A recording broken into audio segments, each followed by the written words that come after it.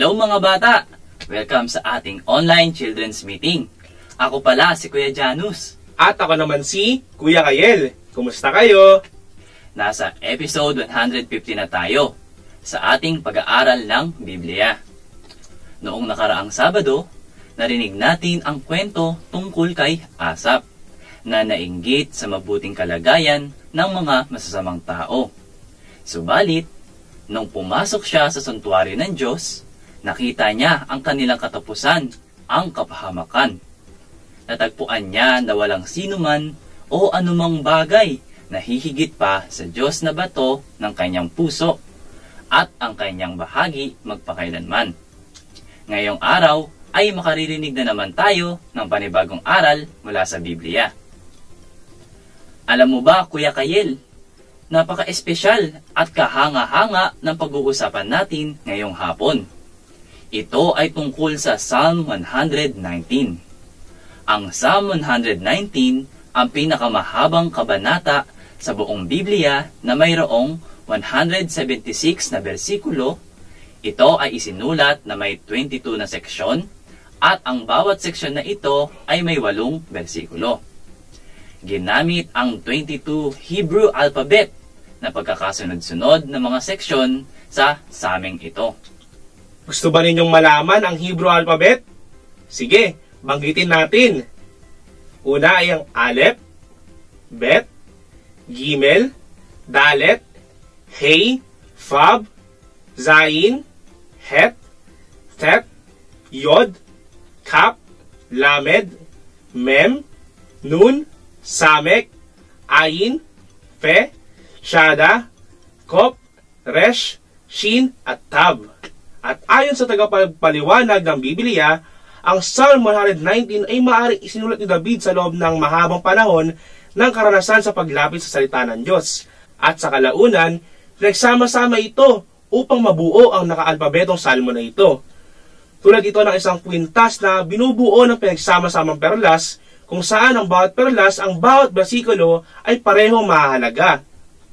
Mga bata, alam ba ninyo na ang Psalm 119 ay nagpapakita sa atin kung ano dapat ang ating saloobin o attitude sa pagbabasa ng salita ng Diyos at kung ano ang magagawa ng mga salitang ito para sa atin? Makikita natin dito ang iba't ibang tao at kung paano nila itinatangi ang pagbabasa sa salita ng Diyos. Bago natin malaman yan, umawit muna tayo.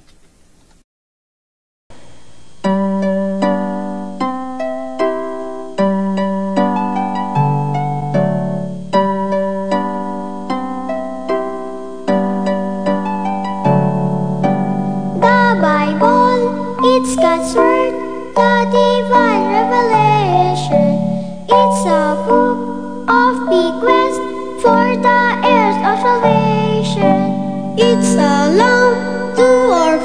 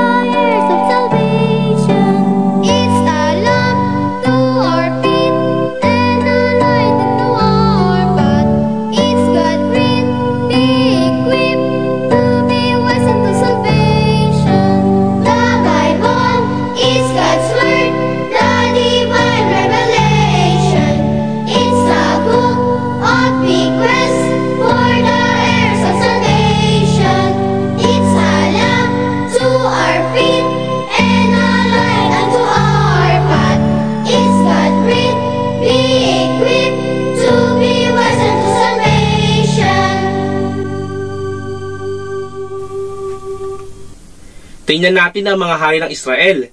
Ayon sa Deuteronomy chapter 17 verse 18 to 20, kapag siya'y nakaupo na sa trono, gagawa siya ng isang kopya ng mga kautosang ito na nasa pag-iingat ng mga saserdoteng Levita.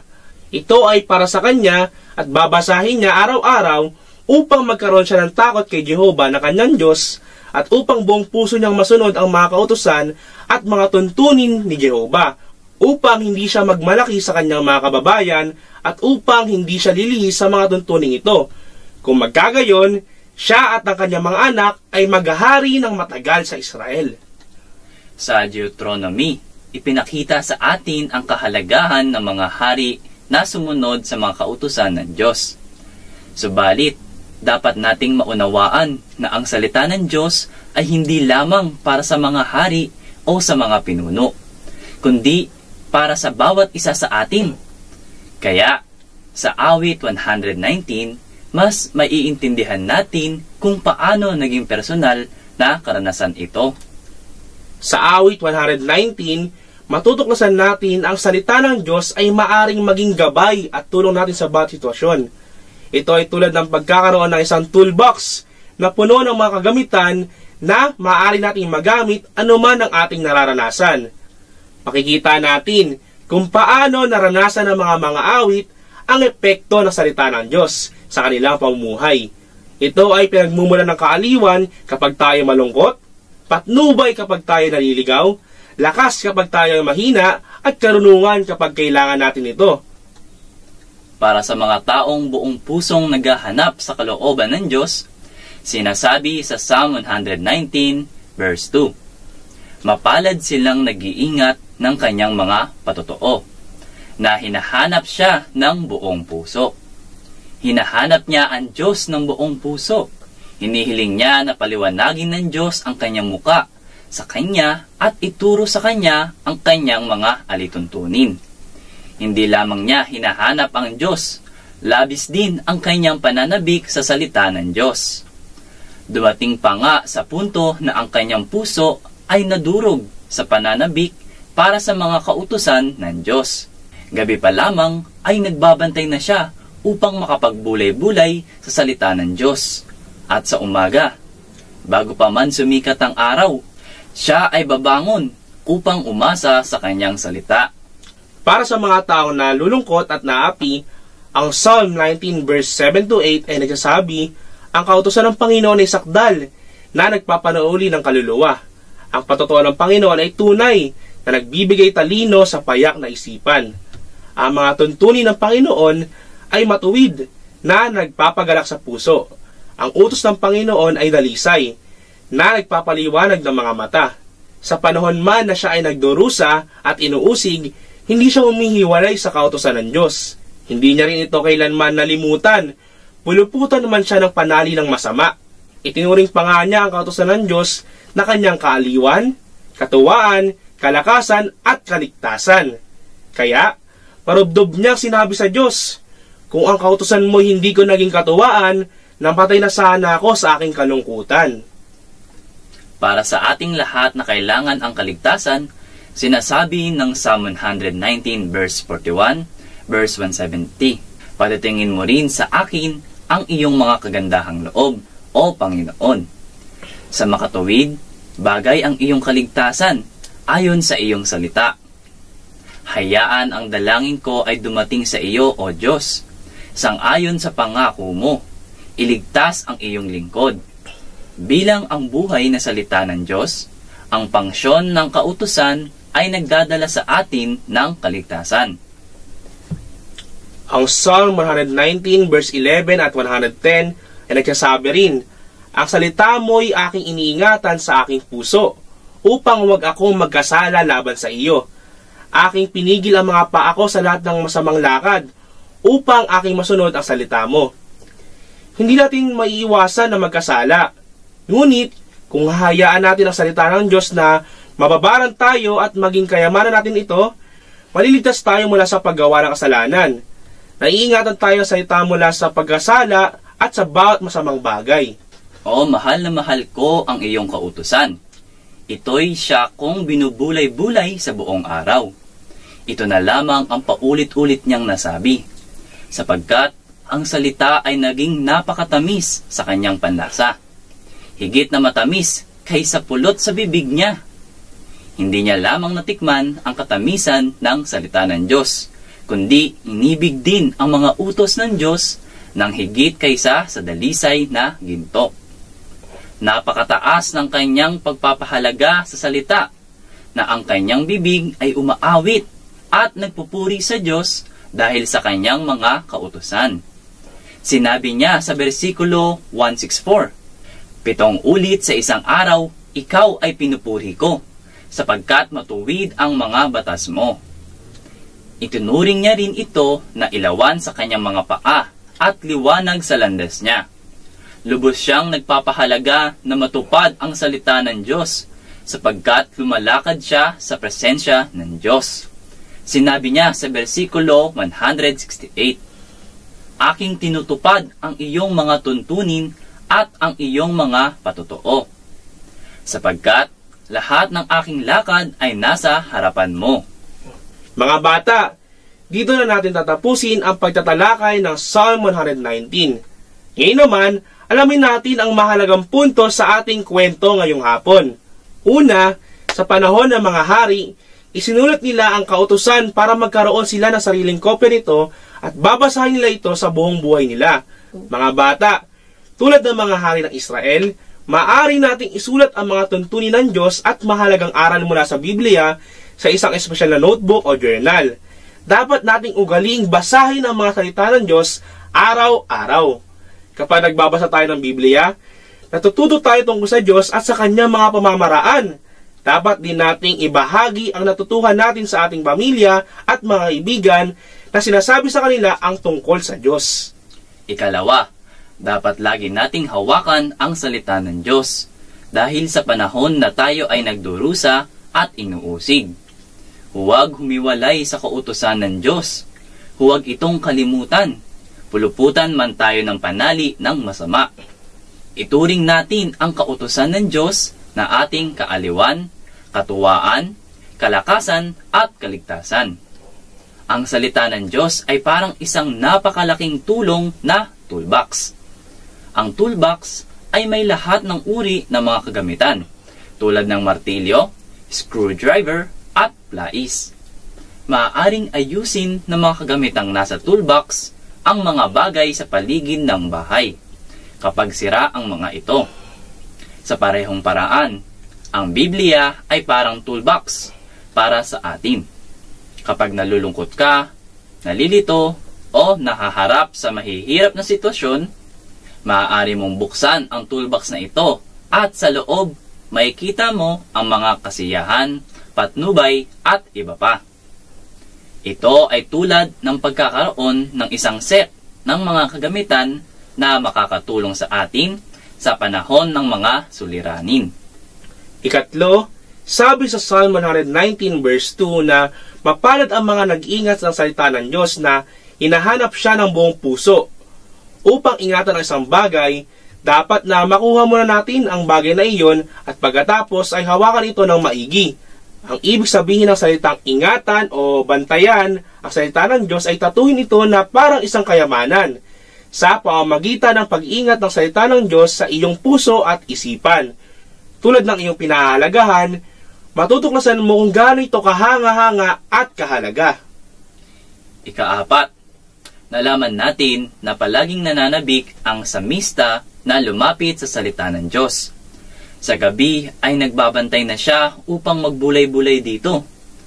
Pagdating ng umaga, bago pa sumikat ang araw, siya ay babangon para muling umasa sa salita. Nawa mapuno din ang ating puso ng pananabik sa tuwing lumalapit tayo sa salita ng Diyos sa gaya nito. Sinasabi sa versikulo 105 na ang salita ay ilawan sa ating mga paa at liwanag sa ating landas. Gaya ng samista, sa bawat araw dapat tayong manabik na makatanggap ng salita ng Diyos. Parang pagising, sabik na magbukas ng isang espesyal na regalo. Gawin pang araw-araw na ugali o habit ang pagbabasa ng Biblia. Hindi lamang dahil kailangan natin, kundi dahil hindi na tayo makapaghintay na makita kung ano ang gustong sabihin sa atin ng Diyos ngayon.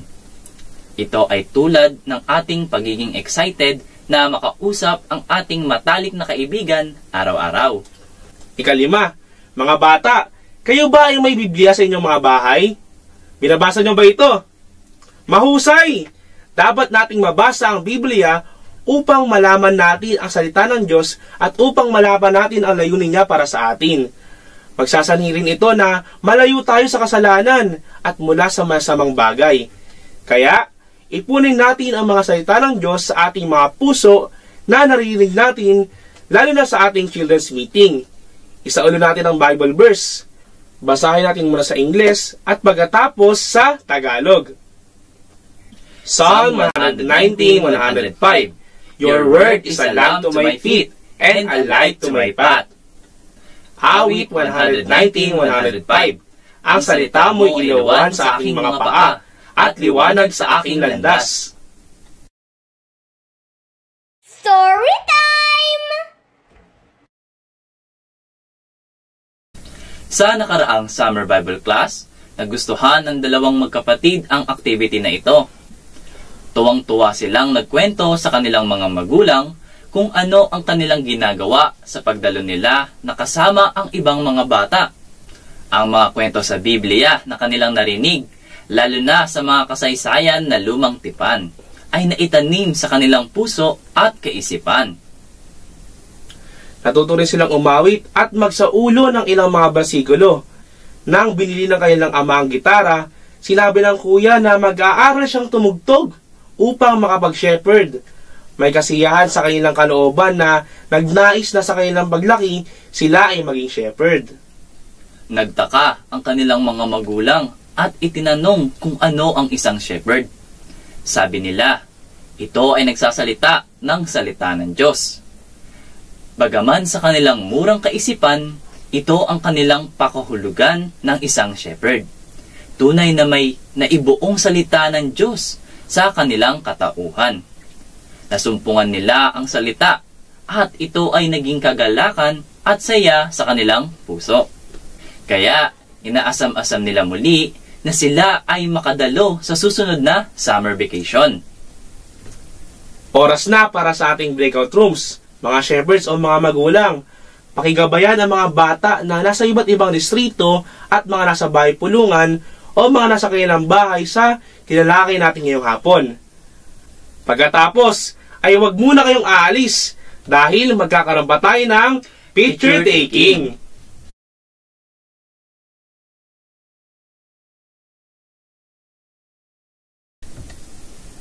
Oh, nag-enjoy ba kayo sa breakout rooms? Sana lagi ninyong tandaan ang lahat ng ating mga pinag-aralan sa Biblia. Ngayon naman, sumunod kayo sa panalangin. O Panginoong Jesus, O Panginoong Jesus, salamat po sa inyong buhay salamat po sa inyong buhay at nagliliwanag na mga salita. at nagliliwanag ng mga salita. Salamat na ang inyong mga salita Salamat na ang inyong mga salita ay nagpapalakas sa aming kahinaan, ay nagpapalakas sa aming kahinaan, nagbibigay saya sa aming kalungkutan, nagbibigay saya sa aming kalungkutan, at nagliligtas sa amin mula sa kasalanan. at nagliligtas sa amin mula sa kasalanan. Nawa palagi naming ibigin Nawa palagi naming ibigin ang inyong mga salita. ang inyong mga salita. Amen. Amen. O, mga bata, hanggang dito na lang muna ang ating meeting. Pero, huwag kayong mag-alala dahil makikita tayo muli sa susunod na Sabado sa ganap na alas 2 hanggang alas 3 ng hapon. At para sa mga episodes na gusto ninyong muling pakinggan, pumunta lamang kayo sa YouTube at i-search ang CIM Online Children's Meeting. Doon ay makita nyo ang lahat ng mga kwentong natalakay natin at mga kantang inawit natin sa bawat episode. Maaari rin kayong mag-invite ng inyong mga kaibigan upang sila rin ay makarinig ng salita ng Diyos.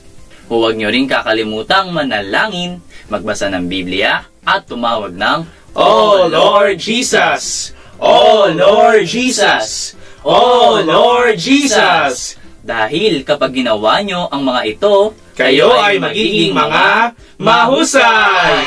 Paalam! Hanggang sa muli!